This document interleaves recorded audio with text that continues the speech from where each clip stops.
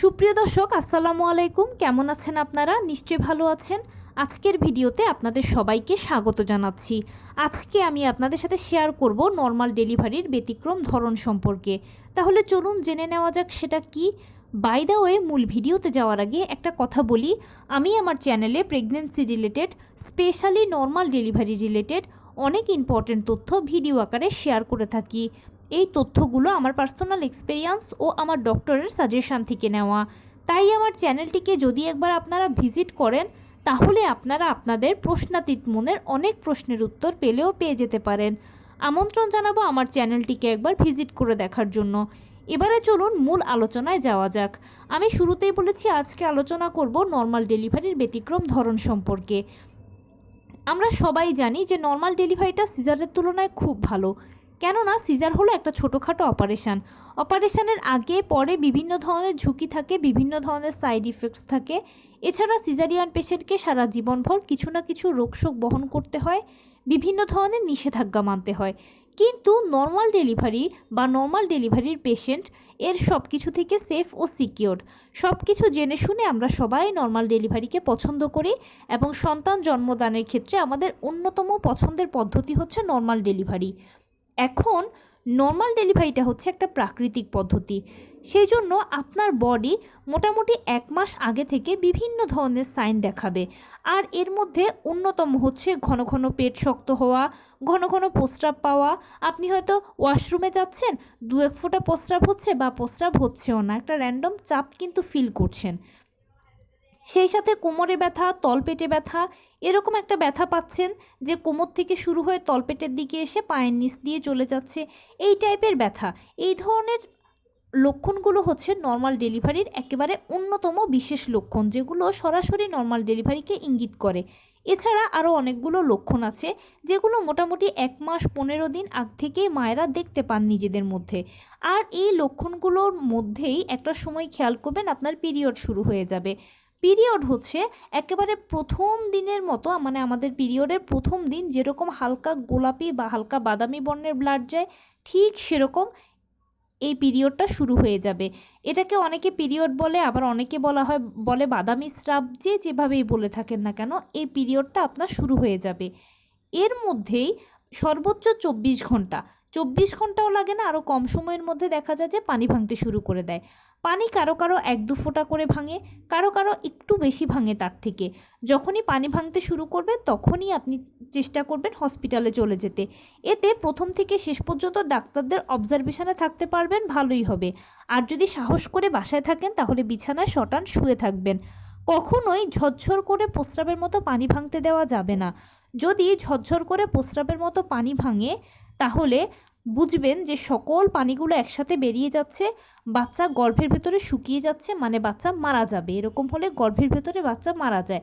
তাই কখনোই ঝরঝর করে প্রস্রাবের মতো পানি ভাঙতে দেওয়া যাবে না।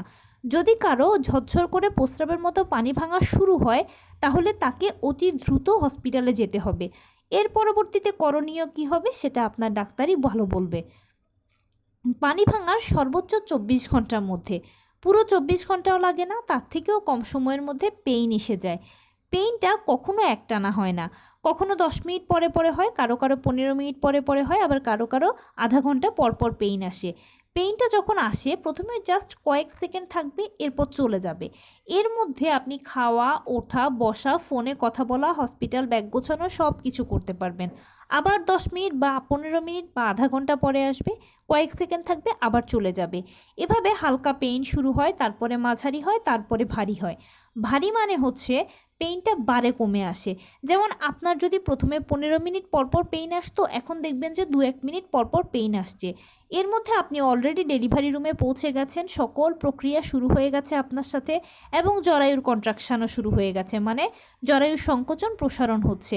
বাচ্চাও ভেতর থেকে চাপ দিচ্ছে, পাল্লা দিয়ে ডাক্তারও আপনাকে বাহিরে থেকে চাপ দিতে বলবে। আপনাদের মা ও বাচ্চার উভয়ের মিলিত চাপে ডেলিভারি কাজটা সম্পন্ন হবে। প্লাসেন্টা ডেলিভারির মাধ্যমে সাকসেসফুলি আপনি আপনার নর্মাল ডেলিভারি জার্নিটাকে শেষ করতে পারবেন। আর কারো যদি সাইড কাটার প্রয়োজন হয় তাহলে তো সাইড কাটা হবে। যখন সাইড কাটা হবে তখন আপনি বুঝতেই পারবেন না, কেননা অ্যানেস্থেশিয়া ব্যবহার করা হবে। সেলাইয়ের সময়ও লিকুইড অ্যানেস্থেশিয়া ব্যবহার করা হবে। এগুলো লিকুইড অ্যানেস্থেশিয়া, তুলো দিয়ে ঘষে দেওয়া হয়, জাস্ট আপনি বুঝতেই পারবেন না। তবে সবার সাইড কাটার প্রয়োজন হয় না। যেসব মায়েদের পেলভিস সময় মতো সংকোচন প্রসারণ হয়ে যায় তাদের সাইড কাটা লাগে না, এমনি বাচ্চা বেরিয়ে চলে আসে। আর যেসব মায়েদের দেখা যায় যে পেলভিসটা ঠিকঠাক মতো সংকোচন প্রসারণ হচ্ছে না, পেলভিসটা চাপা, বাচ্চার মাথা হয়তো টেনে হিঁচড়ে বের করতে হবে, বা বাচ্চা যদি প্রচণ্ড প্রেসারে বের হয় তাহলে আপনার যৌনাঙ্গ এবড়ো থেবড়োভাবে ছিঁড়ে যেতে পারে, এরকম কিছু একটা রিস্ক যদি মনে করেন ডাক্তার, তাহলে অল্প একটু সাইডটা ছেটে দেবেন। এতে আপনার ঘাবড়ানোর কিছু নেই, বাচ্চারও ভালো হবে, আপনারও ভালো হবে, অনেক আরামসে বাচ্চা বেরিয়ে চলে আসবে এবং আপনারও কোনো ক্ষতি হবে না পরবর্তীতে। মোটামুটি 97% নর্মাল ডেলিভারি এভাবেই হয়, কিন্তু 2% বা 3% নর্মাল ডেলিভারি আছে যেগুলো একটু ব্যতিক্রম টাইপের। সেটা কীরকম? সেটা হচ্ছে মায়েরা এক্ষেত্রে কোনো লক্ষণই দেখতে পান না। এই যে আমি প্রথমে লক্ষণগুলোর কথা বললাম, এই লক্ষণগুলো কিছুই দেখতে পান না, একদম সহজ সরল স্বাভাবিক এখন যেরকম আছেন ঠিক সেরকম থাকেন। হঠাৎ করে পেইনটা শুরু হয়ে যায়। এই পেইনটা প্রথমে হালকা, এরপরে মাঝারি, এরপরে ভারী, এসব কিছু না, ধরেই প্রচণ্ড পেইন শুরু হয়ে যাবে এবং কয়েক ঘন্টার মধ্যে ডেলিভারি হয়ে যায়। এটা হচ্ছে ব্যতিক্রমী নর্মাল ডেলিভারি। এই ব্যতিক্রম ডেলিভারিটা জাস্ট 1% বা 2% মানুষের হয়, খুব বেশি জনের হয় না, কিন্তু একটা বড় অংশ প্রায় 97 বা 98% ডেলিভারি কিন্তু প্রথমে আমি যে প্রক্রিয়াটার কথা বললাম এই প্রক্রিয়াতে হয়ে থাকে। আর এই প্রক্রিয়াটা কিন্তু আপনার কাছে শুনতে একটু দীর্ঘ লাগলেও এটা পুরোটা কমপ্লিট হতে কারো 3 দিন লাগে, কারো 4 দিন লাগে, কারো আবার 1-2 দিনের মধ্যে হয়ে যায়। সেটা আসলে ডিপেন্ড করে আপনার উপরে, আপনি কিভাবে প্রিপারেশান নিচ্ছেন। যেসব মা নিয়মিত হাঁটাচলা করা, টুকটাক কায়িক শ্রম করা, লো কমেট ব্যবহার করা, পুষ্টিকর খাবার খাওয়া, এই সব কিছু মেনটেন করেন, সেসব মায়েদের আলহামদুলিল্লাহ 2-1 দিনের ভেতরে হয়ে যায়, বড়জোর 3 দিন লাগে না হয় সময়। কিন্তু যেসব মা আসলে কুঁড়ে স্বভাবের বা একটু অলস প্রকৃতির, শুয়ে থাকা, বসে থাকা, কাজকর্ম না করা, লো কমেট ব্যবহার না করা, এইরকম স্বভাবের থাকেন, তাদের হয়তো সময় লাগে, দীর্ঘ সময় লাগে, 4 দিন লাগে, 5 দিন লাগে, বা তারা একটু কষ্ট বেশি পান, এতটুকুই। তাই আমি সবসময় আপনাদেরকে বলি যে আপনি যদি নর্মাল ডেলিভারি চান বা আপনার যদি নর্মাল ডেলিভারির ইচ্ছে থাকে, তাহলে একদম সকালবেলা ঘুম থেকে উঠে নিয়মিত 30 মিনিট হাঁটাচলা করবেন, এরপরে কিছুক্ষণ বাটারফ্লাই স্টাইলে বসে থাকবেন, দুপুরবেলা খাবারের পরেও 30 মিনিট হাঁটাচলা করবেন, কিছুক্ষণ বাটারফ্লাই স্টাইলেও বসে থাকবেন, রাতের বেলা খাবারের পরেও 30 মিনিট হাঁটাচলা করবেন, কিছুক্ষণ বাটারফ্লাই স্টাইলে বসে থাকবেন, লো কমেটটা ব্যবহার করবেন। সারাদিনে আপনি যা যেরকম কাজকর্ম করেন না কেন টুকটাক কায়িক শ্রম করার চেষ্টা করবেন, এবং আপনি যে খাবারগুলো খাচ্ছেন নিয়মিত সকল ভিটামিন, মিনারেল, ক্যালসিয়ামগুলো যেন ঘুরে ফিরে আপনার মধ্যে যায়, বাচ্চার মধ্যে যায়, সেটা আপনাকে নিশ্চিত করতে হবে। সেই জন্য নিয়মিত মাছ, মাংস, দুধ, ডিম, হলুদ ফলমূল, সবুজ শাকসবজি, লাল জাতীয় খাবার, ওমেগা 3 ফ্যাটি অ্যাসিড সমৃদ্ধ খাবার, কলা, খেজুর, বাদাম, বিভিন্ন ধরনের বীজগুলো আপনাকে নিয়মিত খেতে হবে। তাহলে ইনশাল্লাহ এভাবে যদি মেনটেন করতে পারেন নর্মাল ডেলিভারি হবে এবং খুব স্মুথলি নর্মাল ডেলিভারি হবে, আপনার কষ্টও কম হবে, সময়ও কম লাগবে। তো এই ছিল আজকের ভিডিও। কেমন লাগলো বলুন? যদি ভালো লেগে থাকে ও হেল্পফুল হয়ে থাকে তাহলে প্লিজ লাইক, কমেন্ট, শেয়ার করতে একদম ভুলবেন না। আর সেই সাথে আমার চ্যানেলটিকে সাবস্ক্রাইব করার বিনীত অনুরোধ রইল। পাশে থাকা বেল আইকনটি ক্লিক করে দেবেন যেন আমি ভিডিও আপলোড করার সাথে সাথে আপনারা নোটিফিকেশান পেয়ে যান। যদি কোনো প্রশ্ন থাকে কমেন্টসে জানাবেন, আমি রিপ্লাই দেব।